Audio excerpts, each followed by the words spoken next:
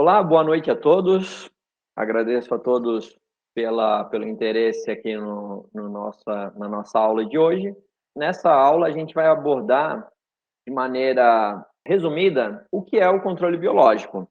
Eu me chamo Aloísio Coelho Júnior, eu sou biólogo, mestre e doutor em entomologia agrícola pela Exalc USP, em Piracicaba, e atualmente venho trabalhando como pesquisador de pós-doutorado, de pós-doutoramento, também no departamento de entomologia e acarologia da Exalc USP.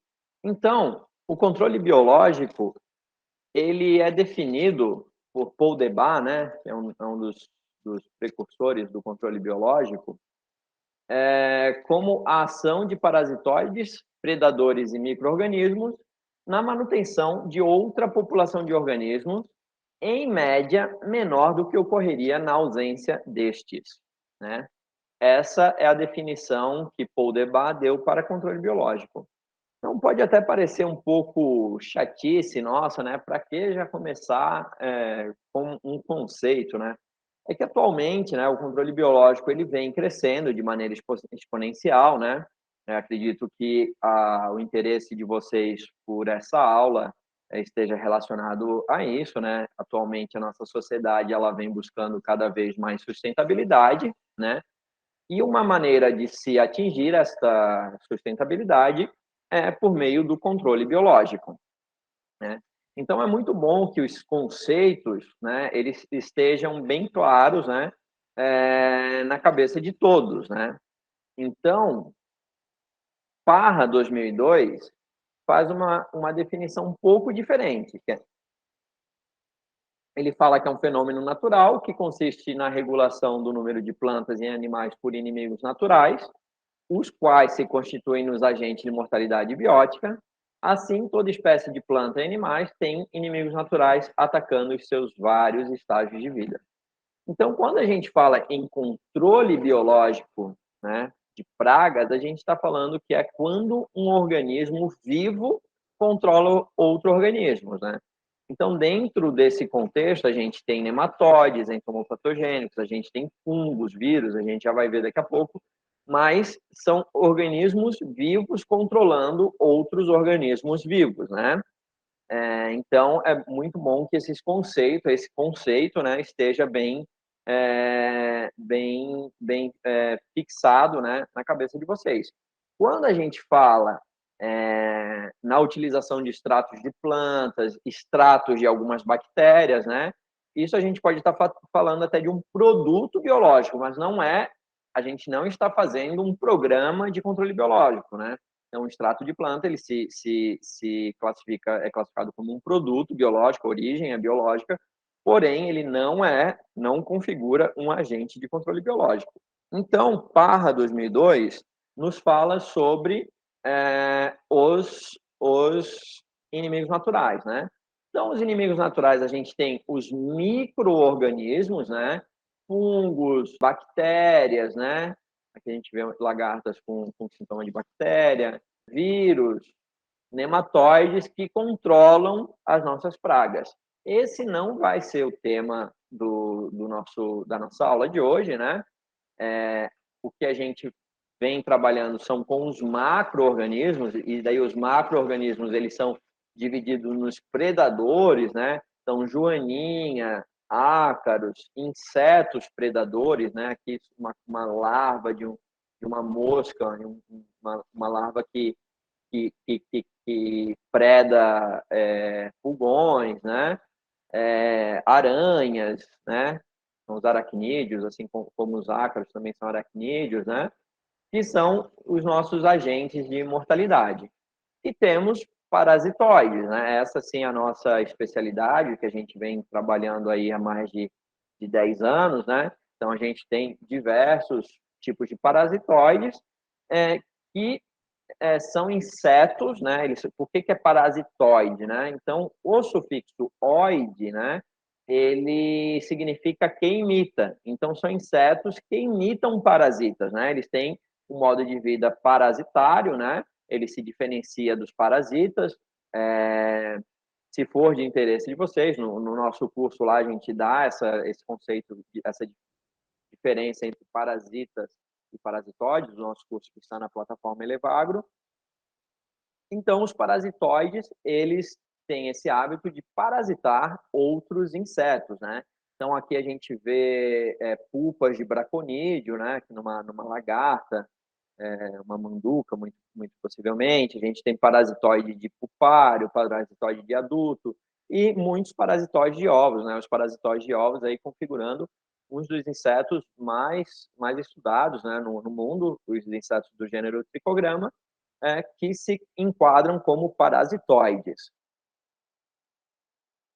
Temos também aí, principalmente no sul do Brasil, a utilização de aves para o controle biológico, controle tanto de plantas daninhas quanto de pragas, aí, principalmente nos arrozais, né? Uma técnica bem inusitada de controle biológico, utilização também de gaviões. Então, a gente tem vários tipos diferentes de agentes de controle biológico, mas o que vocês precisam ter em mente que um programa de controle biológico, uma técnica, uma tática de controle biológico, você está usando um indivíduo vivo contra outro indivíduo vivo, né? Então, os extratos de plantas, como a gente falou, feromônios, são produtos de origem biológica, produtos biológicos, porém não controle biológico, né?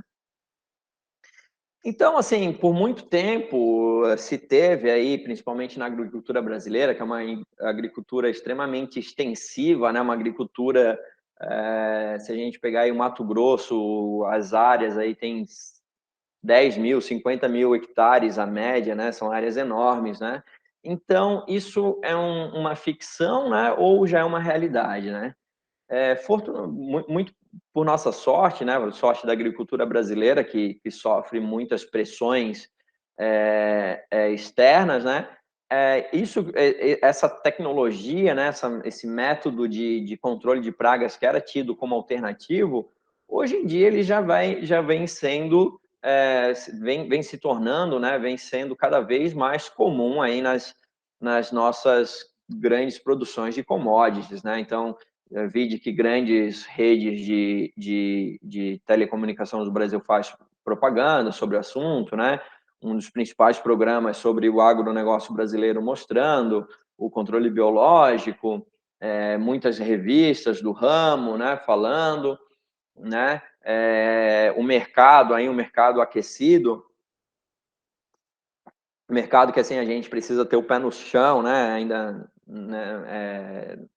Não está em pé de comparação com o de agroquímicos, mas é um mercado muito grande. Muitas empresas, mesmo as grandes multinacionais, já vêm olhando esse mercado, né? Então, hoje a gente vê que essa tecnologia está bem consolidada dentro do nosso da agricultura nacional, né? E como dito anteriormente, nós vamos falar, né? A nossa especialidade o controle biológico com os macro-organismos, né? Com exceção lá das aves, a gente trabalha com insetos que controlam insetos. Ácaros também não é o nosso estofo aqui, né? Então, há um curso do Renan Venâncio só sobre isso dentro da plataforma Elevagro, sobre ácaros, né? Predadores, se alguém tiver interesse. E nós falamos mais sobre a utilização de insetos, parasitoides e predadores para o controle de pragas, né? Então, dentro desse contexto, né, de agentes de controle, a gente tem diferentes tipos de programas que podem ser realizados com macro-organismos, né, de acordo com Parra et al. 2002, né? Então, a gente tem o controle biológico clássico ou inoculativo, o controle biológico natural ou conservativo, o controle biológico aplicado ou aumentativo, esse sim, o que a gente vem mais trabalhando, esse depois eu vou explicar, vocês vão entender por que ele é o que vem ganhando mais destaque na agricultura nacional. E a gente adiciona a esses três tipos um tipo de controle biológico, que nos últimos anos ele vem crescendo bastante, né? Que é o controle biológico, que é a tática, né? De manejo externo. Então, o controle biológico clássico, ele é o primeiro tipo de controle biológico moderno que existiu, né, no mundo. É o primeiro caso de sucesso do controle biológico registrado em literatura, que se deu na Austrália, na Califórnia, com a importação da Austrália de uma joaninha para o controle do pulgão branco dos citros, né? A Escherichia purchase. Então, se importou da Austrália uma joaninha, a Rhodolia cardinalis, para o controle do pulgão branco dos citros, a Escherichia purchase, né? Então, o controle biológico clássico ele é definido pela importação e a colonização de parasitoides e predadores, visando ao controle de uma praga exótica, eventualmente alguma praga nativa, né? É um tipo de controle biológico que ele só se aplica para culturas perenes ou semi-perenes, né? Então, no caso aí soja, você colhe tudo, vai matar, tanto a praga quanto os inimigos naturais vão sumir, né? Então você necessita a cultura necessita ser perene, no máximo semi-perene, né? No Brasil, a gente tem alguns casos, né, de sucesso de controle biológico. Um que é bem marcante é o controle biológico de Phenoclice citrella, né, para o controle de Phenoclice citrella pelo parasitoide Ageniasp citricola. Então, esse parasitoide ele foi importado da Flórida, né? E liberações inoculativas. Então, não eram liberações onde uma grande quantidade desse parasitoide era liberado no campo. Então, se fazia a liberação aí de milhares, né, na escala de milhares de insetos por região de produção citrícola, né? Então, não se tinha uma dose correta. Não, você tem que liberar 2.000 adultos de Ageniaspis por hectare. Fazia-se, a criação era um pouco complicada de se fazer, não tinha como fazer na escala de milhões, né? Porque esse inseto, né, ele só parasita a praga, né? Então é difícil se fazer a criação dele. Ele não possui um hospedeiro alternativo, um hospedeiro que é aquele que não o natural dele, o hospedeiro no qual ele se desenvolve melhor, né? Ele necessita, de fato, parasitar o seu hospedeiro natural, não existe essa possibilidade do hospedeiro alternativo. Então, é um pouco difícil de se fazer a criação dele na escala de milhões. Outro problema também é que a praga ela não possui uma dieta, ela tem que ser criada nas plantas de limão. Aqui utilizava-se limão cravo, né? Então, a gente não tinha essa escala de milhões, né, de insetos sendo produzidos para que fosse possível se fazer liberações massais, né? Então, as liberações foram inoculativas, liberava-se nos pomares citrícolas e se aguardava, se esperava. O que se esperou foi que o inseto colonizasse esses pomares e a população dele fosse sendo mantida ali, né? E foi um sucesso, né? Por sorte, isso ocorreu. Ele se estabeleceu e começou a colonizar, né, os pomares citrícolas e controlar a Phenoclice citrella, né, trazendo a população da praga para o nível de equilíbrio, né, para o nível abaixo do nível de controle. Temos também o controle biológico natural. Esse sim, né, se o controle biológico clássico é o primeiro tipo de controle biológico da entomologia do mundo moderno, né? Nós temos o controle biológico natural, né? Esse é um tipo de controle biológico que o homem faz ele aí há centenas de anos, né? Os chineses que têm os primeiros relatos aí, segundo o Van der Bosch, 82, utilizavam já do controle biológico natural desde 300 a.C., né? No qual formigas predadoras, né? O Ecófila esmaradina, o Ecófila esmaradina, né? controlava pragas de citros, né? Coleobrocas, que acometiam os citros dos chineses, né? Então, o que os chineses faziam era encontrar os ninhos dessas formigas predadoras, trazer esses ninhos para dentro do pomar citrícola. Dentro desse pomar citrícola, eles criavam um ambiente no qual a formiga ia conseguir se estabelecer bem, ia conseguir se manter. Então, eles faziam de tudo para ajudar a melhorar a vida da formiga ali, fazia pontes de bambu para que o inseto pudesse passar de uma planta para outra, né? E assim manter os pomares sadios, né, com baixo ataque de pragas, né, mantendo num nível de equilíbrio. Dentro desse tipo de controle biológico, né, a seletividade ela é muito importante. Então, a utilização de inseticidas seletivos é uma tecnologia bem importante, né, para o controle biológico natural. Então, a gente tem aí no milho, a gente tem muita tesourinha, né, aqueles insetos da ordem Dermaptera, que são predadores, comem os ovos, pequenas lagartas da lagarta do cartucho, da Spodoptera. A gente tem muito crisopídeo, a gente tem uma série de inimigos naturais, né, principalmente predadores, que já ocorrem ali naturalmente, nos auxiliam, né, mantendo o nível de pragas, né, num nível de equilíbrio, né? Então, isso para que isso continue ocorrendo naturalmente, a utilização de inseticidas, né? A gente não somos xiitas, né? Não somos contra inseticidas. A gente tem, por mais que a gente trabalhe com controle biológico, temos a total bom senso de saber que inseticidas é uma tecnologia muito importante para a agricultura moderna, né? Inseticida ainda é a principal ferramenta de controle que os agricultores possuem, né? Mas eles podem optar por inseticidas menos tóxicos, né? Inseticidas mais sustentáveis. Então, dentro do controle biológico natural, a utilização desses inseticidas seletivos ela é muito importante.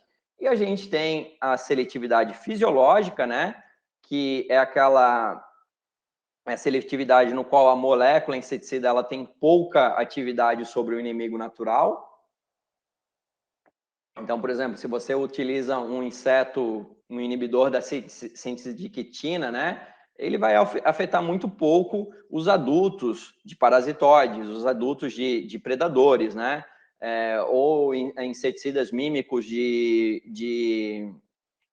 do hormônio juvenil, de juvenoides, né, eles não vão ter uma atuação em insetos que já são adultos, né, nos parasitóides adultos. Se você fez uma liberação de um parasitóide e depois usou um juvenoide, ele não vai ter ação alguma nesse inseto, pois ele já é um adulto, né? Então, é uma maneira muito boa da gente fazer o MIP, né? Que é o manejo integrado de pragas, né? A utilização de diferentes táticas de controle, né?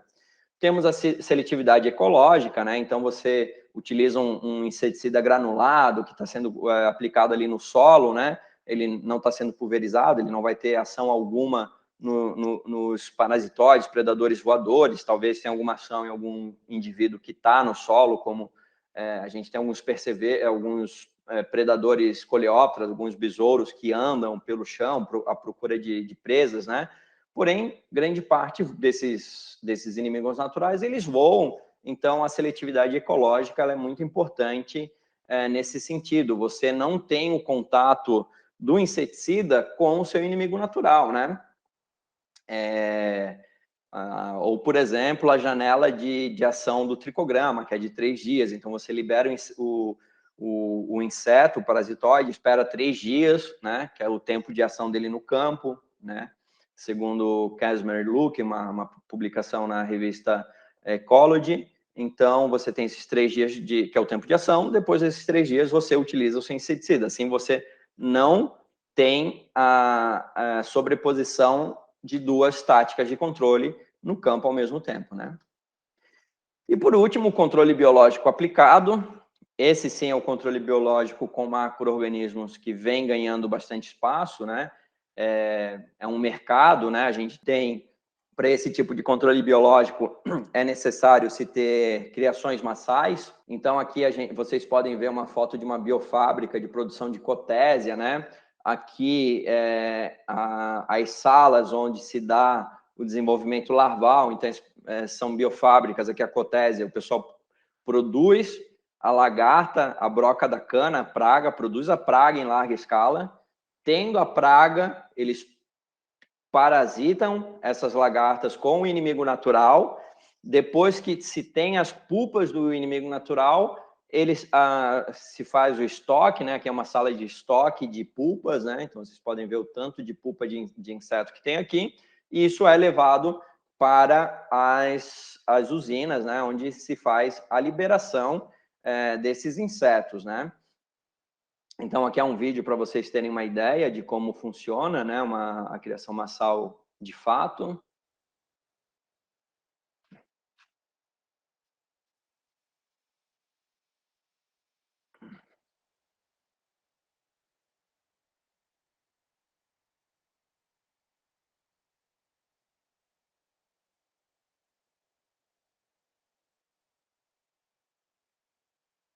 Então, essa empresa aqui que vocês viram é a Biocontron, de Sertãozinho. Essa empresa sozinha, ela é responsável por tratar aí mais ou menos 10% da área citrícola, da área de cana, que é tratada com cotésia. Então, é mais ou menos aí uns 300 mil hectares que essa empresa trata. E são muitos funcionários. Então, vocês veem que é um processo bem manual, né? Então, a automação, aí, a junção da entomologia com a mecatrônica, ela é muito importante, né? Vai ser cada vez mais importante para que se diminua a mão de obra, né? Para vocês terem ideia, essa empresa tem aí 270 funcionários. 90% são mulheres, vocês podem ver que a sala está aí só mulheres trabalhando, né?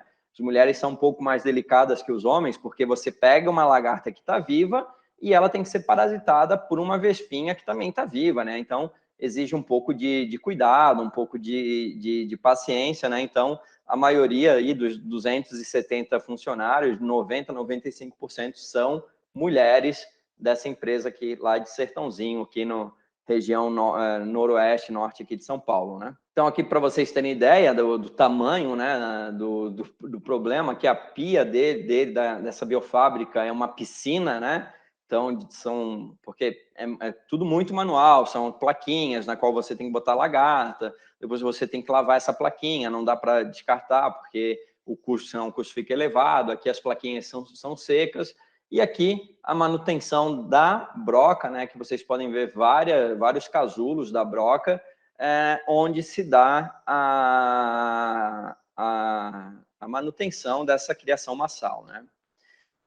Então, assim, um caso de sucesso do controle biológico aplicado é, sem dúvida, o tricograma, né? Foi um projeto aí que foi iniciado meados da década de 80, para ser mais preciso, em 84, aqui na Exalc, né? Outras instituições no Brasil, começou na Federal do Rio de Janeiro, né? O pessoal começou a trabalhar lá na década de 30, só que nisso, na década de 40, 50, surgiram os primeiros agroquímicos de amplo espectro, então foi um sucesso os agroquímicos, todo mundo começou a adotar, e daí depois, quando começou a se ter os problemas, um grupo na Federal de Minas Gerais, capitaneada aí, liderada pelo professor Jorge Washington de Moraes, voltou a trabalhar com tricograma para pragas florestais, né? E aqui na Exalc o programa começou em 1984, né, com a visita do doutor Jean Vaugelet, do INRA, né, da França. Então, depois dessa visita, o professor Parra esteve lá com ele fazendo um curso, né? E foi um programa, assim, para você ter uma ideia, ali demorou 16 anos para atingir o agricultor, né? Porque quando a gente fala em macro-organismo, imagina, você vai liberar um inseto para controlar outro inseto, né? Então, se a gente for pensar assim, no início da década de 90, né, pouco conhecimento se tinha, era uma coisa ainda muito muito distante, né? Aquela coisa de gente hippie, né? O bicho grilo, né? Imagina, não sei o quê.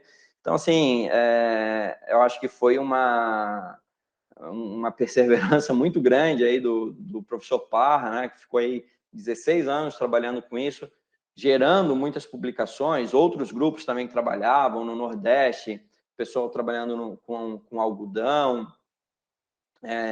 no Sul, algumas pessoas trabalhando com tomate, o professor Luiz Hamilton Foster, ali na região de Curitiba, também trabalhando bastante. Então, muito dado foi gerado, né? Uma tecnologia, né? Muita tecnologia para criar esse inseto, para otimizar a criação do hospedeiro alternativo. Muita coisa foi gerada para que, se fosse possível, ter essa tecnologia, né? Que hoje aí ela aos olhos do Ministério da Agricultura, ela é um agente de controle, assim como um agroquímico. Então, ele tem bula, ele tem muitas exigências que são realizadas para um agroquímico, também é realizada para o tricograma, que é uma vespinha parasitoide, né? Então, a gente tem diferentes espécies. Essa aqui é o tricograma galoi, né? Parasitoide da broca da cana. Esse inseto aqui hoje ele já vem sendo utilizado aí em 3,5 milhões de hectares em cana, juntamente com a Cotésia flavips. É um inseto nativo do Brasil, foi descrito aqui no Brasil, né? Galoi é uma homenagem ao professor Domingos Galo, que foi um dos precursores do controle biológico no Brasil, né?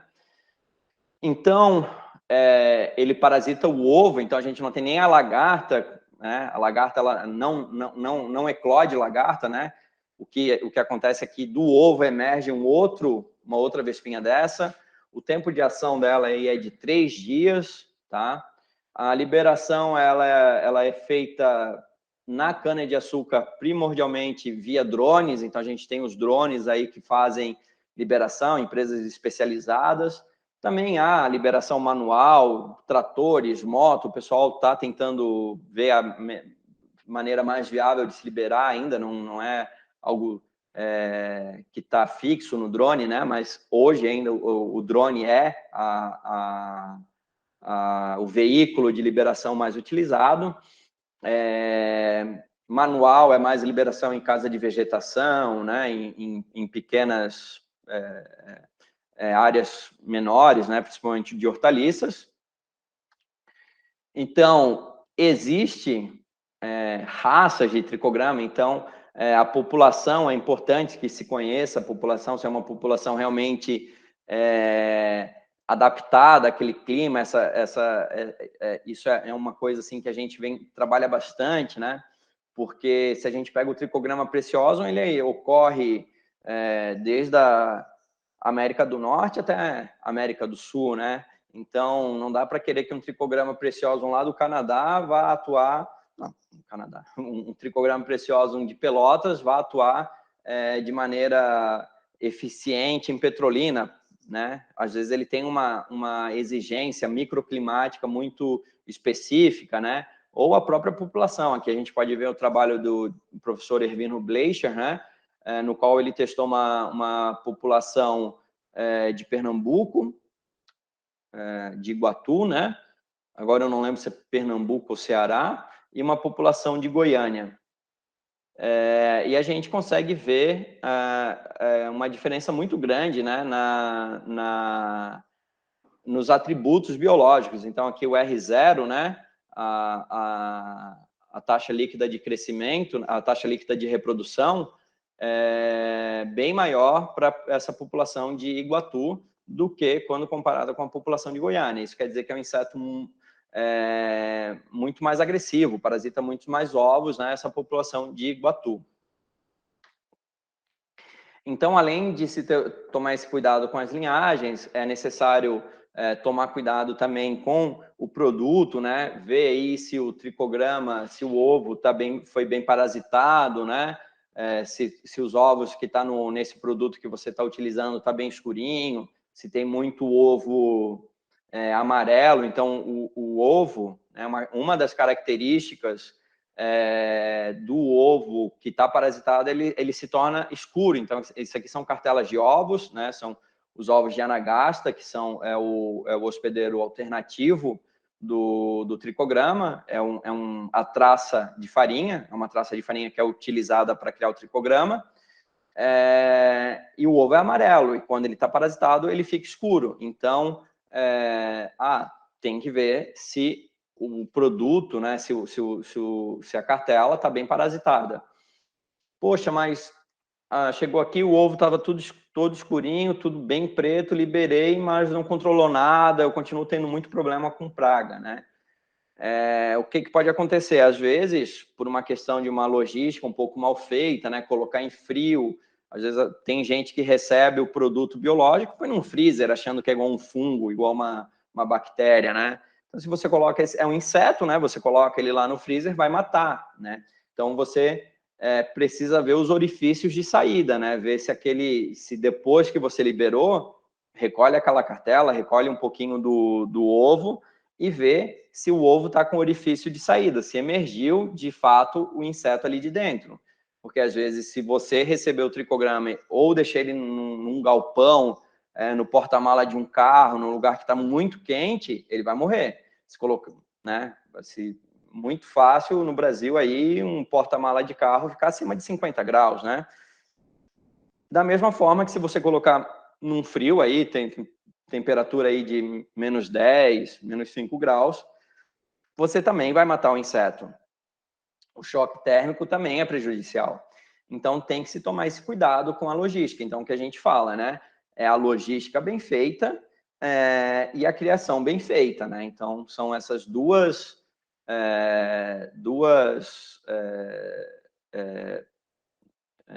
técnicas, né? Duas atividades que têm que ser muito bem feitas aí pelas empresas, né? Então, em geral, né? Nós estamos aí preparando um curso sobre tricograma que vai ser disponibilizado na plataforma Elevagro também, no qual a gente vai mostrar como é feita a criação, os cuidados para se ter, né?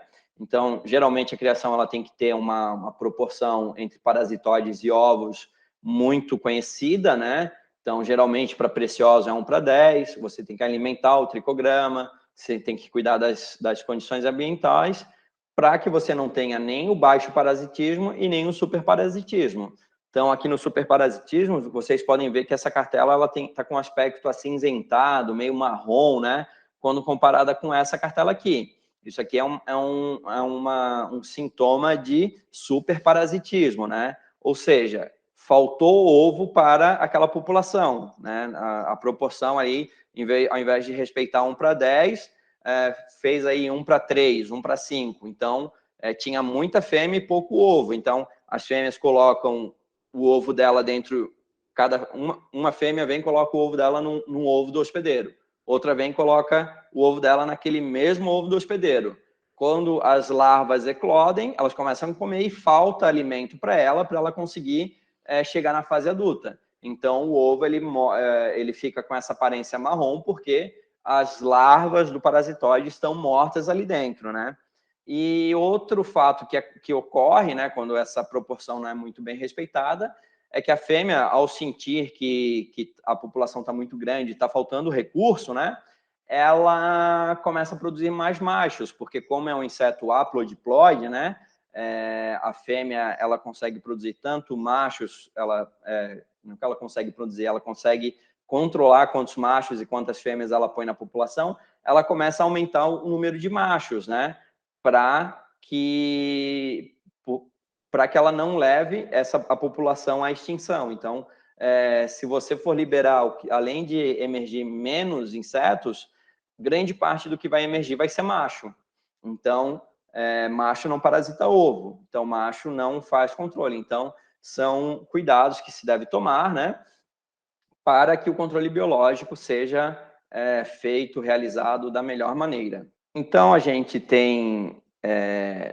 precisa tomar esses cuidados, né, para que a gente tenha um inseto, um produto de qualidade, e sempre lembrar que o controle biológico, ele é uma ferramenta, né, dentro do MIP, né? Então, no MIP a gente tem a utilização de inseticidas, né? Temos esse bom senso de saber que o inseticida ainda é a ferramenta, né? A técnica de manejo mais comum que os produtores têm em mãos mais facilmente, né? Mas, dentro desse contexto de MIP, com a utilização de feromônios, né?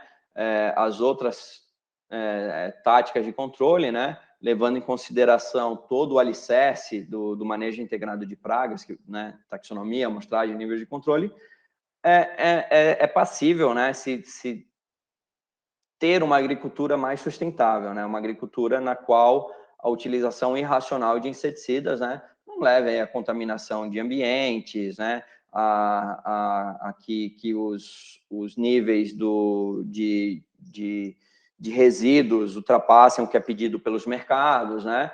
Então, é a maneira mais inteligente de se atingir essa denominada sustentabilidade, né? Sempre quando vai se fazer o controle biológico, lembrar da seletividade, né? Então, seletividade ecológica, seletividade fisiológica, como a gente falou, né?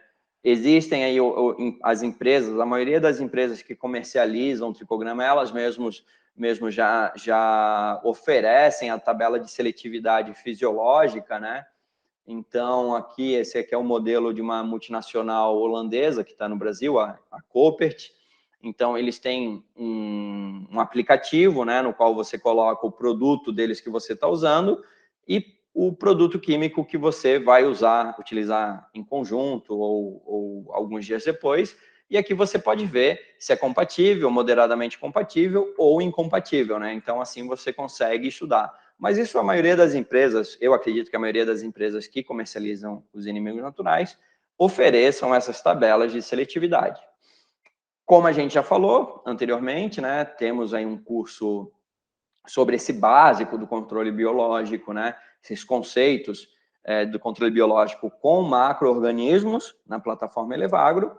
Para quem tiver interesse, são 3 módulos, né, com um certificado de 20 horas. Espero que eu tenha sido claro. Qualquer coisa, ficamos à disposição para dúvidas, comentários e críticas. Muito obrigado a todos. Está aí o meu contato. Uma boa noite.